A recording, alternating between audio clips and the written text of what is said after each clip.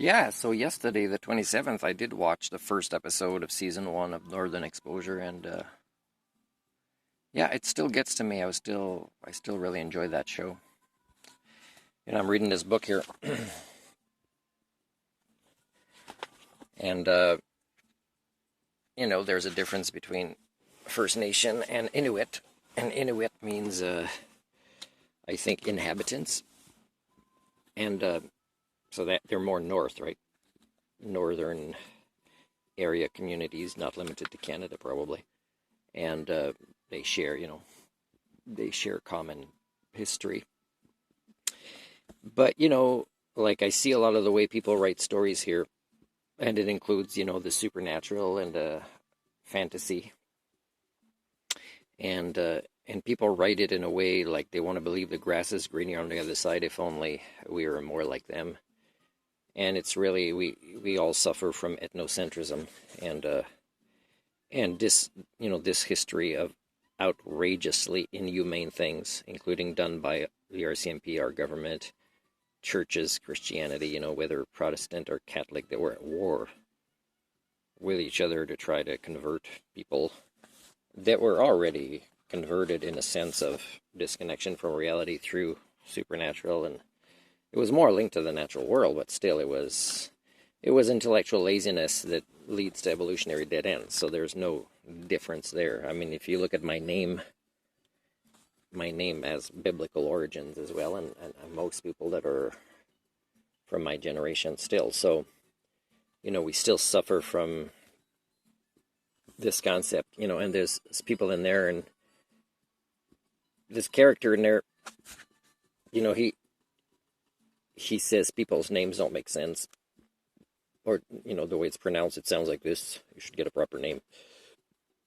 And again, it's ethnocentrism. It's big-time ignorance about language, which is part of cultures, and what it means. And I'm not saying it's better or worse than their own. It's just ignorance is the same everywhere, and yet people just judge each other for their own ignorance. So I'm going to keep watching Northern Exposure because I still find that it kind of motivates me to keep journeying north to try to find a healthier community, and it's less likely north, statistically speaking. Maybe not that strong of a statistical difference because HSD is strong everywhere, but it is also, kind of more remote, and maybe redneckism is spread everywhere, and it's among every people, and redneckism is another way I could say intellectual laziness. Or just, being proud of one's own ignorance and using it as a way to judge others, for being inferior, while making it very clear that the bullshitting that one does, like Trump, is ignorance, and yet somehow taking a lead in elitism or status with it. That's how I define redneckism, and it is not absent among university professors. It is not absent among the democratic country's leaders. It is pure nonsense during the Anthropocene. So during the Anthropocene, I'm not going to find a healthy community anywhere.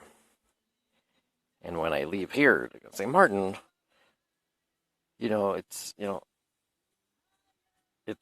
keep the bathrooms clean, you're kind of respectful, we trust you more and more, although we have issues with trust and paranoia and OCD, and we keep needing to double check. We still find that the results when we double check are that you're a fine person to stay here. Still a very good rate that we brought it up to. And it's weird you refuse. Well, it's not weird because what would an Homo sapien do, right, in search of community? You could bring the price down by half, and I still wouldn't stay if I have the money to leave. And it's, again, what the Homo communia that suffer from HSD don't get, is I'm looking for healthy community behaviors somewhere. And I have to keep going, and it turns out Northern Exposure is still... I'll probably do more vlogs about the patterns of the show that maybe appealed to me in the past, that I'll be reminded of and being able to talk to now. But this is a vlog about cultures and about decisions. Again, Martin, you know that even British Columbians who aren't drug addicts and homeless people, because of, mental illness or whatever, or dishonesty, or whatever it is, or laziness, or whatever people might say, or might qualify as the right reason, is even if people got cured of these things that cause homelessness, you do know that in BC we do not have enough homes for people, even those that have multiple jobs.